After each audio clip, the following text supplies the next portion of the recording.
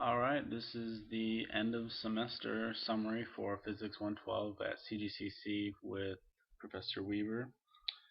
I'm going to first explain why I think I deserve a B in the class. I know I started out the semester saying I wanted a C, but after doing all the work I went through and all the daily assignments, for a C was 75%, B was 85%. Every day that I was there, I did all the assignments. As far as neat resources, C was 4, B was 6. I did all of the neat resources. Weekly summary, a C was a just what you did. B was also include what you learned. I did all of that. I also I'd always say what we learned in the summaries also. Did the cultural science paper, controversial debate. It was A for if you were doing it. B and C was comment. We didn't really, as far as the online controversial debate, we didn't really have much of a place to participate in that. So I think as a class we all did participate in the discussion there before and after what we thought the debates were about. So I think that is deserving of a B.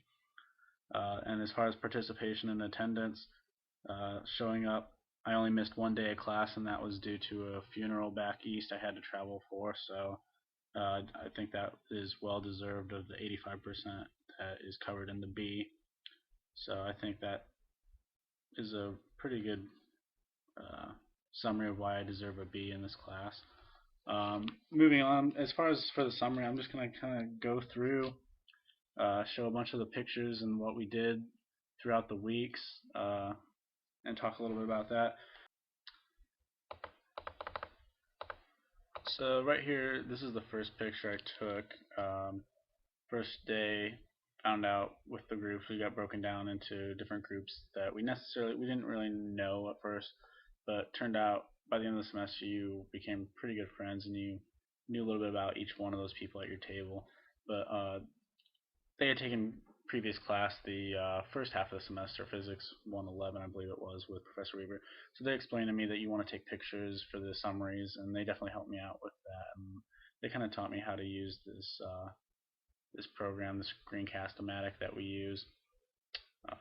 So this is the first picture. This was just kind of breaking down into the Arduino. Definitely was nervous, judging just by these pictures. Like I pulled this out, I knew nothing about circuits or wiring or anything or computer boards, programming, anything coming into this class. So obviously I was a little stressed out about that. But this book definitely helped break it down. And our in-class discussions, like you can see here, we go over different, not necessarily computer programming questions, be more broad-based stuff. Let me see here, I got a couple examples, like what causes the phases of the moon, what causes the seasons to change, where does a mass from a tree come from, just stuff that like you really don't think about in your day-to-day lives. So it was kind of nice to just sit back, get a couple ideas from your group, and talk about that and get some educated decisions. We'd also get some. This was a castle kit that gets you used to doing some wiring. So we learned about voltage and amps and resistance and Ohm's law, saying voltage equals current times resistance. A bunch of stuff that I never knew. We used a little multimeter that would help us show a practical use and actually see numbers and prove these theories. So that was kind of cool to see. Here's another picture. You can see that. Those are some of the notes from one of the first days back there. Doing some different type of wiring, parallel and series wiring. And you can see for this one was really kind of cool. Depending on which way the charge was flowing, it would turn the north part of the compass a different way. So that was kind of weird to see. And then this was building the Arduino kit. Definitely was stressing out about that because it's so frail, this stuff that you build it on. So I was worried I was going to break it.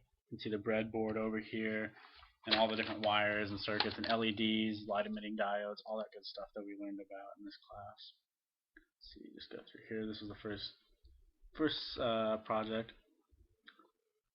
So I remember it took me actually a lot longer than you would think to get this one done, and just that light at the end was pretty satisfying to see.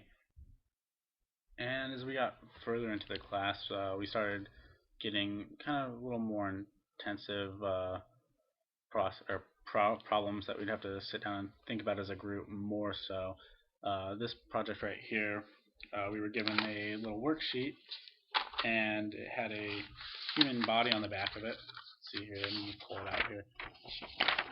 It was called Nervous About Nerves, and what we were trying to do here was simulate. You can see kind of, if this right here, just make an example, this was the head and 2 arms, 2 legs. We were simulating a human body's electrical system. So right here we have the main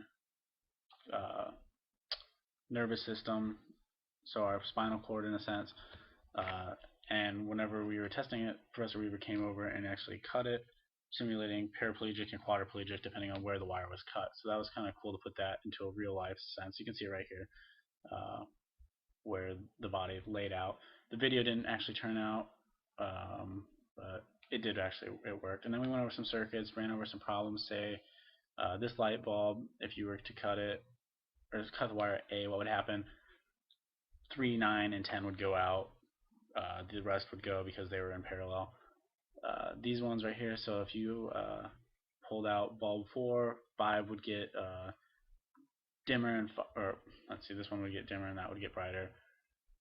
Just basic stuff that you don't think about before you take these kind of classes. And then we started a little further into the semester, we started messing with lights and lenses, and you can see right here, you can see the rainbow from how it's refracting out of there. Did a little bit of math with the numbers we got, did some polarization. You can see, because the way the waves of light work, it allows kind of like slits through there, but if you turn it right here, you can see 0 and 0 degrees, but if you turn one of them 90 degrees, as I think this next picture should show, yep, you can see 90 degrees in the back and 0 degrees. There's no way for the light to get through in a sense, so it turns out to look black. You can see right there, you can see the color of that little pamphlet in the background. Turn 90 degrees, it's no longer lined up, so it's not letting light show itself. This was really cool. We used diffraction grating, and this was actually air plasma lit up, and you can see through that. It would break down our visible spectrum right there. So that was cool in class. Did some more projects with Arduino. Frequency ranges, talked about frequency ranges. I believe my group, we had radio waves. Let me pull that up. I think this is the picture. Yep, radio waves, different frequencies, wavelengths, distances, and there's a pretty big gap between that. So it was millimeter to 100 kilometers, so between the thickness of a pinhead from the distance all the way up to the distance from class to Anthem. So we had a pretty big wavelength. Did some more color,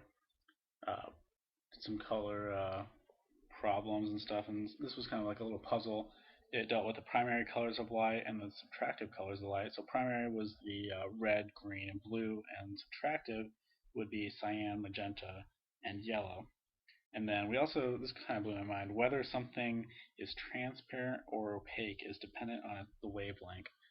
So that kind of blew my mind because we were talking, oh, different wavelengths can go through the walls. So in a sense, is the wall transparent? So that's just stuff like that was presented to us in class. Just kind of, you don't think about that, so it just kind of blows your mind whenever you think about something like that. Different transparencies or opaqueness is dependent on the wavelength. That something that just kind of stuck with me.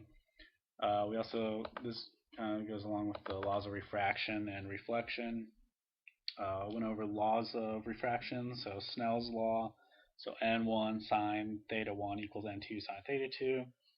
And the higher the index of refraction, the slower the light goes through, and that's on an average.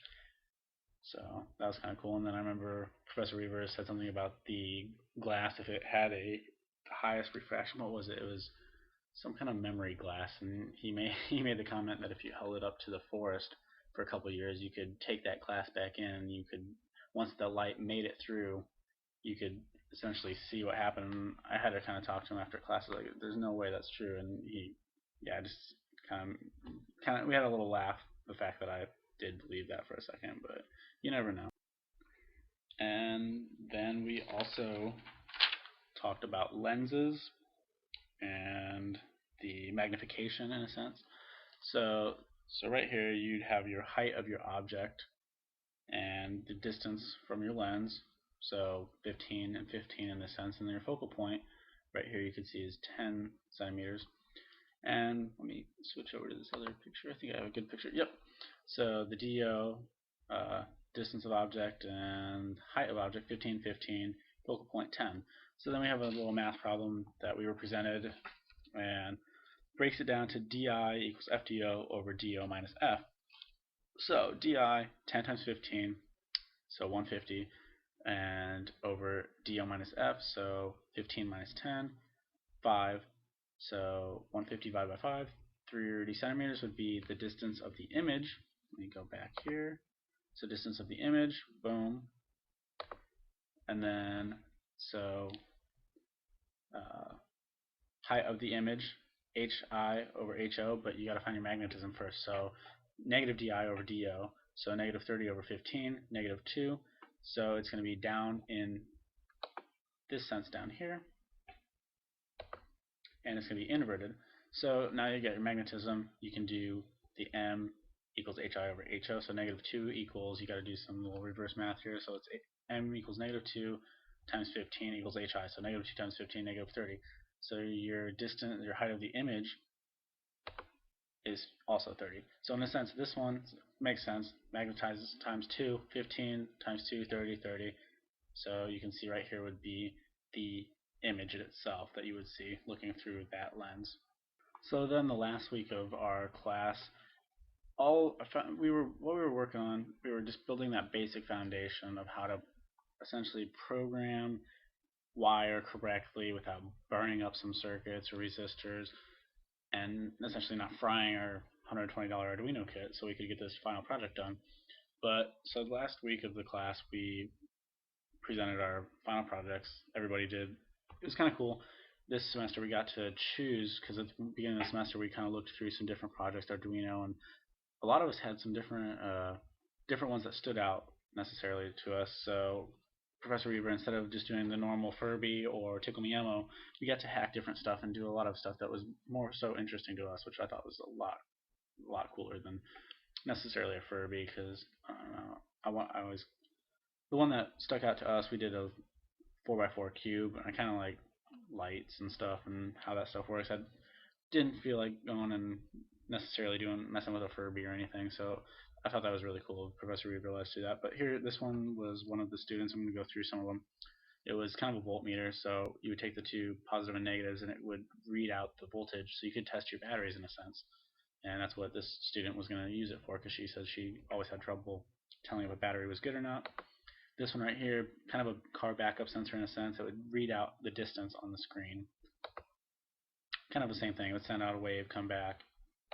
This one was really cool. Kid put a lot of work into this. It had sensors in the front, and it was motorized, so it would come up to, like, say, a wall or something, and it wouldn't hit it. It would turn the wheels and drive away. So that was kind of cool. Kid put a lot of work into that. This was like a Simon Says, put out some different tones. You got to match them. You got it right, it'd reward you with the sound. Got it wrong, it'd send a buzzer. This was kind of a pumpkin that would light up with a motion sensor. Random dice, so they programmed it so that it would spit out a 1 to 6 random number and light up, and they drew a little dice on there. And you can see right here, this is our actual 4x4 cube that was lit up with several different kind of sequences. So just being able to end the semester as our table group, or as our table work together, so it was kind of cool to just get that satisfaction of finishing it, because we started the project together. So that's pretty much the end of the semester.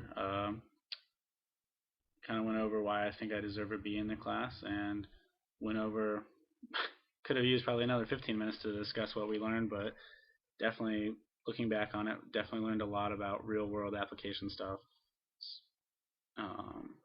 So I guess the end of the video is kind of symbolizing the end of the class, and I want to thank you, Professor Weaver, for teaching us some real world applications, and wish you a happy and enjoyable retirement. Thanks for everything.